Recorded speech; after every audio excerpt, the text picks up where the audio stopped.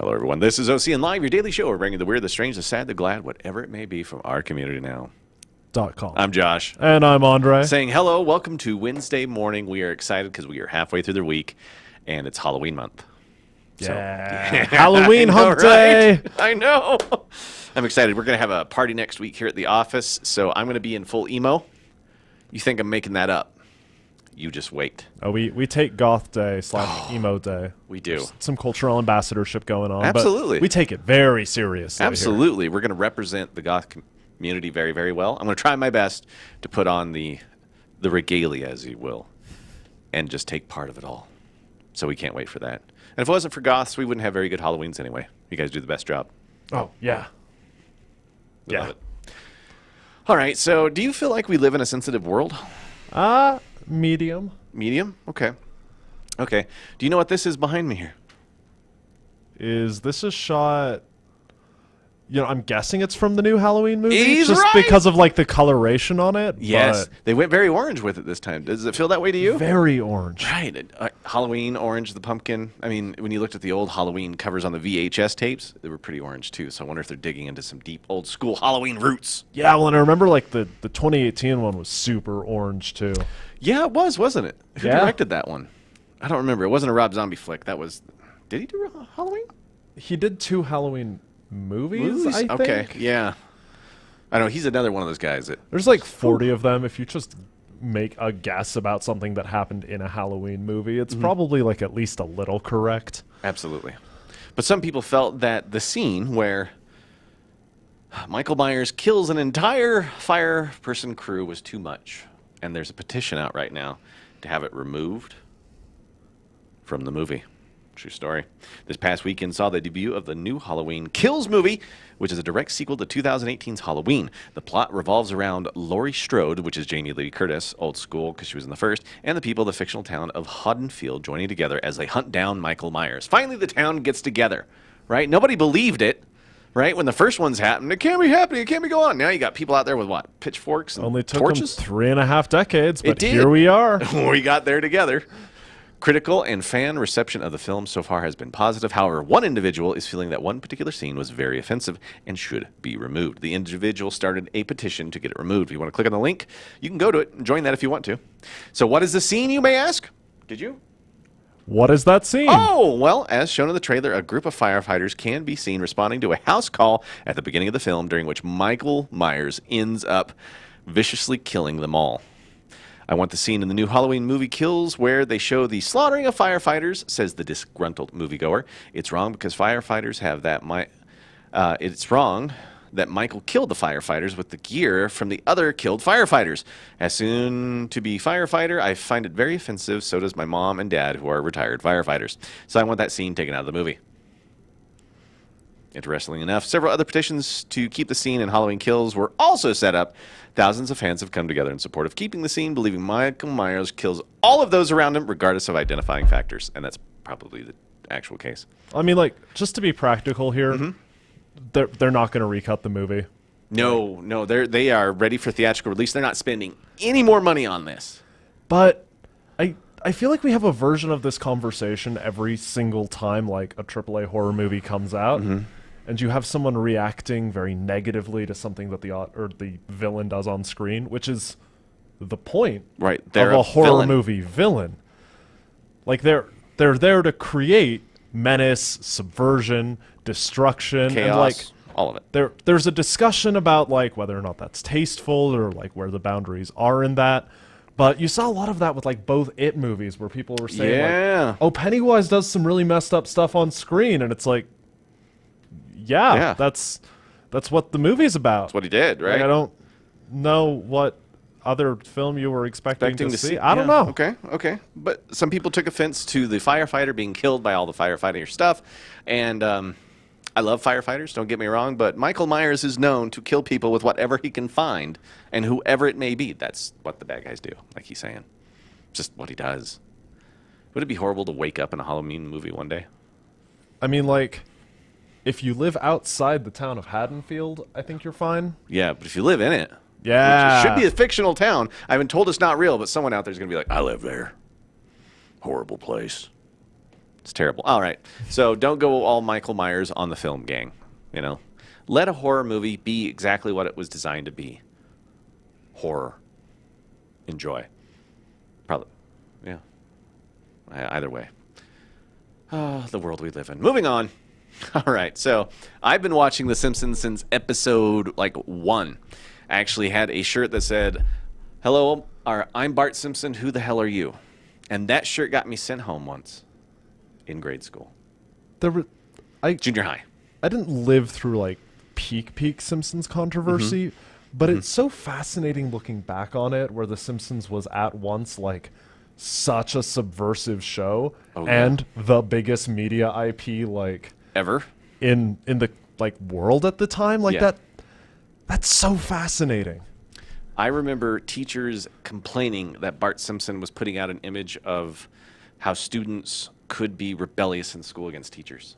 And I thought, it's just a funny cartoon. Even my parents let me watch it. They didn't let me watch a lot of stuff for some reason. That whole Friday night lineup on Fox was what we sat down in front of. But yes, the one thing I haven't done is to get paid to watch The Simpsons. Ooh, what are the deets? All right, so you could get paid $6,000 plus to watch The Simpsons. All right, an online casino is looking to hire a Simpsons series analyst. Could it be you? You? So if you're a fan of The Simpsons, you've got quite the news for you. An online casino is offering you the chance to get paid to watch every single episode of The Simpsons. And yes, you read that and heard that correctly. You can get paid to do it. So platincasino.co.uk will pay you £5,000 or $6,819 to watch all 280 hours of The Simpsons in order to help them predict the future. I'm going to read that again. Did I say that right? They're going to pay you in order to help them predict the future.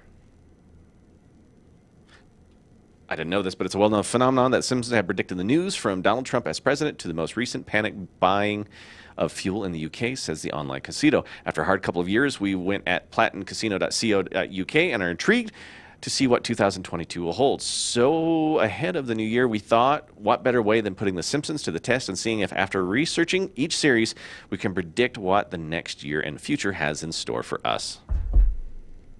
I don't want to be that guy chewing on how people process media 2 stories in a row.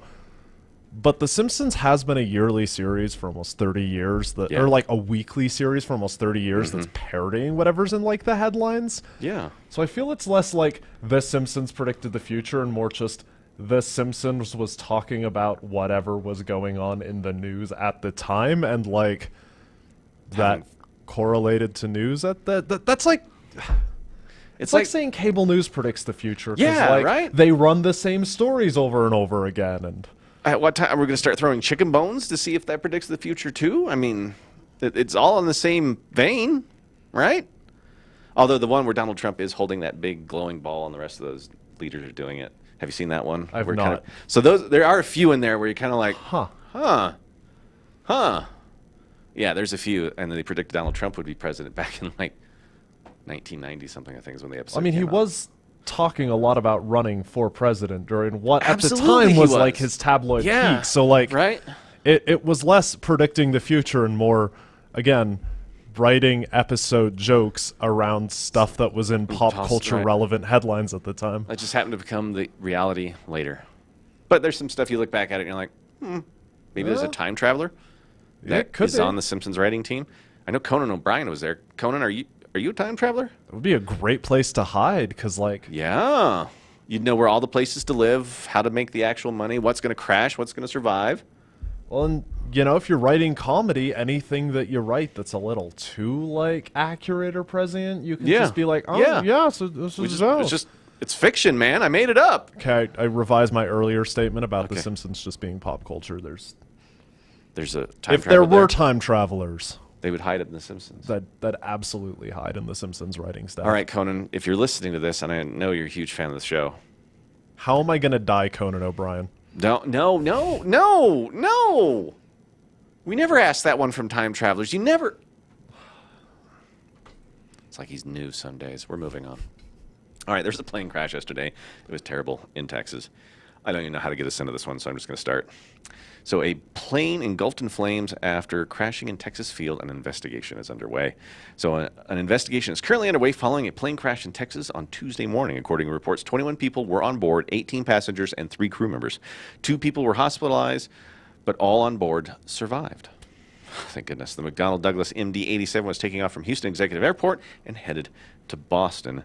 The information we have is indicated that the plane did not attain altitude at the end of the runway and went across Morton Road, coming to a rest in the field just north of the airport where it caught on fire. So it sounds like everybody got away. 2 hospitalizations. Thank goodness. Thank God. I know. I mean, I know it doesn't say a whole lot about like the times we live in that like. Yeah. Plane crash where no one dies is good news, but we are legitimately thankful that survivors is 21 out of 21. Absolutely. I just never, I don't know. I fear flying just because of stories like this and these kind of pictures, right? And I get nervous every time, which is why I don't do a lot of flights. I'll drive. I know flying's safer, but I feel like I'm in control when I drive. Oh, for sure. You know what I mean? I feel better if I was the pilot on the airplane, but I don't know how to fly, so maybe they just let me sit in the cockpit. Maybe that'd make me feel better. Absolutely. Just next time you fly, just ask. Absolutely. Hey, when I was a kid, you could actually walk up to one of the stewardesses or stewards and say, "Can I see the pilots?" And they'd give you a little pair of wings. Yeah, I did that when I was young. I know, and then 9/11 and all that. But I missed that. That was fun. And pilots are really cool, but it was really cool to think you were a pilot and earned your wings. Oh, yeah. Oh, how the world has changed every day. All right, moving on. So clearly that's a turkey, right? Or at least a really big chicken, but I'm going to go with turkey. Yeah. Hey, have you seen those people that smoke ostrich? And I wanted to say it was in northern Africa somewhere. But they would ostrich egg and ostrich is on the menu, and they smoke, and they're like these giant, they're giant birds, right? So when they smoke them, these smokers were huge. Anyway, digressing on that, but when I saw the giant cooked bird, I thought the Flintstones and an ostrich. But yeah, they do it. Check that out. Yeah. Go down that rabbit hole. Just plug for Denver business. There is a hot dog restaurant called Biker Jim's on Larimer that has a smoked ostrich hot dog. Oh, I love Biker Jim's. Dude, no, when I was at Metro, I think I ate there twice a week when I could afford it. Oh, yeah. Oh, man. Yeah. It's all good game food. So Biker Jim, I think he was actually on OCN Eats, too. I think we had an episode with Biker Jim. If not, we got to get him on. Yeah. Larry's got to get a hold of that dude. Biker Jim's Redux. Absolutely. So Butterball recalls 14,000 pounds of ground turkey due to plastic contamination, which is better. I'd rather hear like there was a plastic problem than like an E. coli breakout. Yeah. Yeah. Just makes me wonder what kind of plastic it was. Yeah, because again, listen to the recall. Choking hazards aren't a joke. Nope. But at the very least, in some weird personal responsibility way, I can choose whether or not I feel confident eating around plastic. Yeah. You can't really eat around E. coli. No, right? I could just spit some plastic out if I found it and I'd complain about it, but that'd be about it. Yeah. E. coli would change your day. All right. So Butterball is issuing a recall on a popular everyday turkey product. The recall includes 2.5 to 3 pound packages of Butterball raw ground turkey produced on September 28th, 2021, and sold in grocery stores around the country. The U.S. Department of Agriculture's Food Safety and Inspection Service and Butterball issued the recall after receiving complaints of blue pieces of plastic being found in the turkey. The packages are labeled Farm to Family Butterball All Natural Ground Turkey and Kroger Ground Turkey as well. No injuries or adverse events have been reported in correlation with the recall.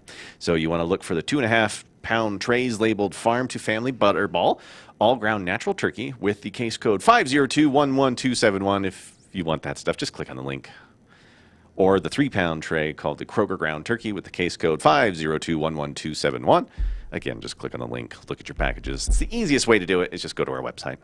And for more breaking information on poultry product recalls. Yeah, we'll have it there. Oh, ooh, I just popped up on our site. That's kind of weird. It's from Golf Digest, but I'm not going to read it. Fat Eli Manning. It's kind of funny. It's always fun to watch football players go from their playing bods to their normal everyday bods. That is a bods. career with a harsh retirement package. Oh, isn't it? Right? Yeah. There's a few that stay buff, like Shannon Sharp. Dude looks like a bodybuilder still, right? But then you get the ones like I don't know. I don't want to be too critical of people here, but you get the ones that, continued the NFL diet, but did not continue the NFL exercise. Oh, it is a medically documented, like, late career phenomena for professional athletes. Just, as if professional athletes did not already have enough, like, post-game medical considerations to think about. Right. Yeah, that's another one too, right? Imagine spending your whole life being an athlete and then one day you're retired. I mean, just go. And then you're bored. That'd be a hell of a lifestyle to live. It's kind of like a rock star, like not being famous anymore and turning to drugs. Either way, it's terrible. Don't know that all of them wait until the post-fame. Do you think so? Well, hold on. I mean, there was, I heard stories about Chicago back in the day. You never heard about the phone booth they had on stage? Chicago? No. Yeah, routinely kept a phone booth on stage so they wouldn't have to go backstage to refresh themselves. They could just do it on stage in the phone booth. I mean, I'd believe it. Yeah, I mean, if I had a rock band and I needed refreshments, that's the way to do it. Oh, I don't even know why I went there, but I had to. It's Wednesday. It's the middle of the week. And since it's Wednesday, you should head over to our website, ourcommunitynow.com, because we've got all the latest stories for you. We're in all 50 states. Don't forget that. So if you're out there and you're watching, click, link, share this all with your friends. Share me. Share him. Or if you just want more updates about things rock stars have done on stage to refresh themselves. That's an OCN story I think that we probably won't write because they'll have me do it, and there's a reason they don't let me write here. No, it's just for you. Okay. Well, do check that out, and then head over to YouTube. Make sure that you like, subscribe, get notifications every time we make something cool. We want you to see it, and that's over at YouTube. That's Our Community Now. OCN, tell your friends. So anything else we need to cover before we send everybody home? We dropped the like, comment, and subscribe, so happy hump day, everyone. Oh, enjoy, everybody. So, wow, you pretty much just wrapped it up right there, and I kept going. Wow. I gotta get better at this. Anyway, gang, I'm Josh. And I'm Andre. Saying have a great day, everybody, and as always, make sure to like, comment, and subscribe.